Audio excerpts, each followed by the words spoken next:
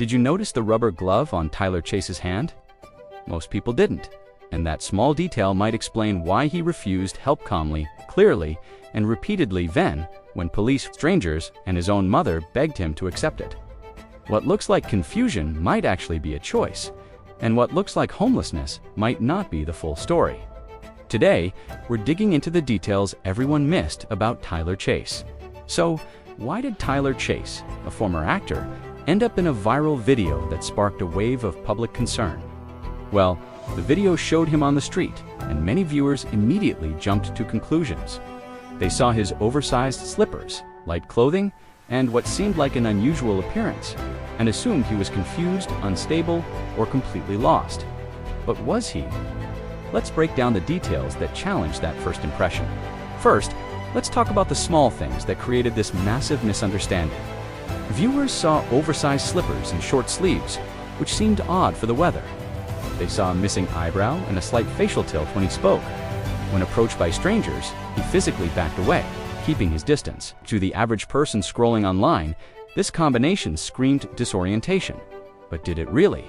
Let's focus on one crucial yet overlooked detail: the single transparent rubber glove. Why was this so significant? Because it wasn't random. He was only wearing it on one hand, suggesting it was an intentional choice. This wasn't a sign of someone who had lost touch with reality.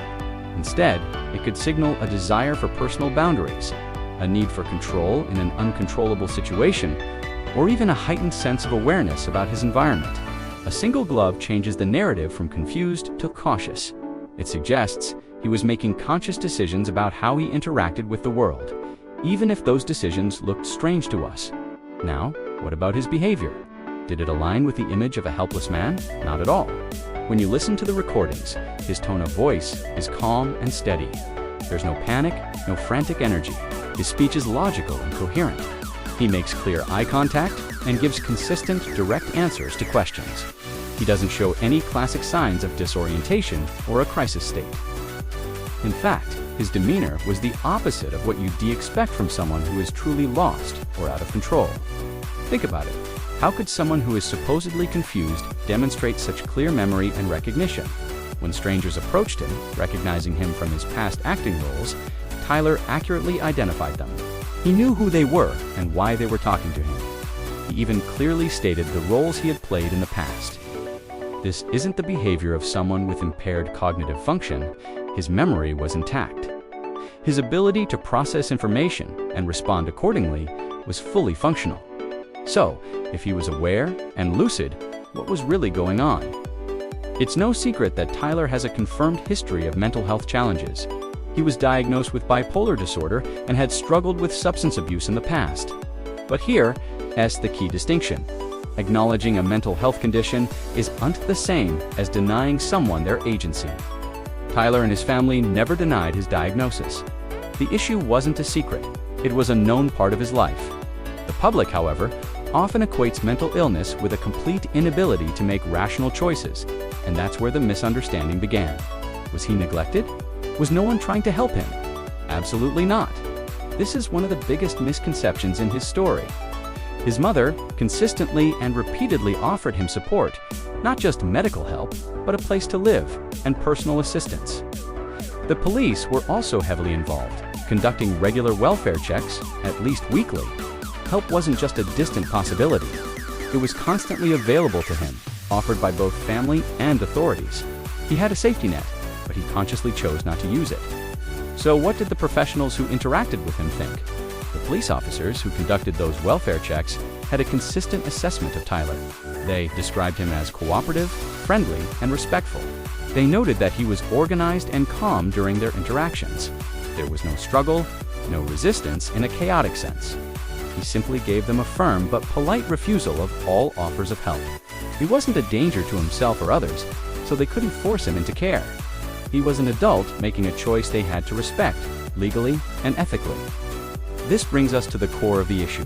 This was a conscious refusal, not neglect or confusion. Tyler was fully aware of his situation. He knew about the online attention and the public's concern. He understood that people wanted to help him, but he chose not to accept that help. He wasn't a passive victim of his circumstances. He was an active agent in his own life, making a decision that many of us find difficult to understand. But why?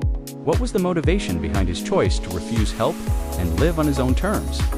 According to those close to the situation, his reasoning was rooted in a sense of dignity and independence.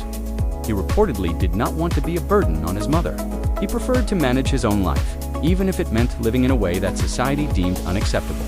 It seems he voluntarily chose to leave home, seeking autonomy over a life that might have felt filled with pity or obligation. For him, independence was more valuable than comfort. This is where the public misinterpretation did the most damage. Online audiences saw his appearance and equated it with helplessness.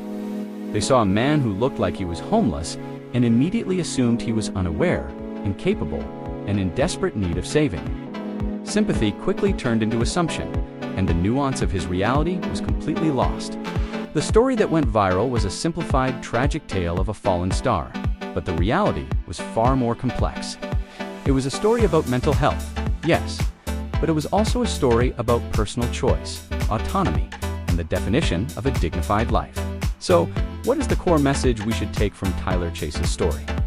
Looking disheveled or homeless does not automatically mean someone is unaware or incapable of making their own decisions. Having a mental illness does not erase a person's agency or their right to choose their own path. Sometimes people consciously choose distance and autonomy, even if it looks like suffering to the outside world. The final takeaway is this: Tyler Chase was aware, lucid, and intentional. His behavior, from the single rubber glove to his polite refusals of help, reflected choice, not confusion. He was an individual navigating his life on his own terms. Sometimes, dignity doesn't look like accepting help with a grateful smile. Sometimes, dignity looks like refusal. It's a difficult but important lesson in respecting individual autonomy, even when we don't understand the choices being made. Thank you so much for watching. If this story made you think, please hit that like button and subscribe for more deep dives into the stories behind the headlines. See you next time.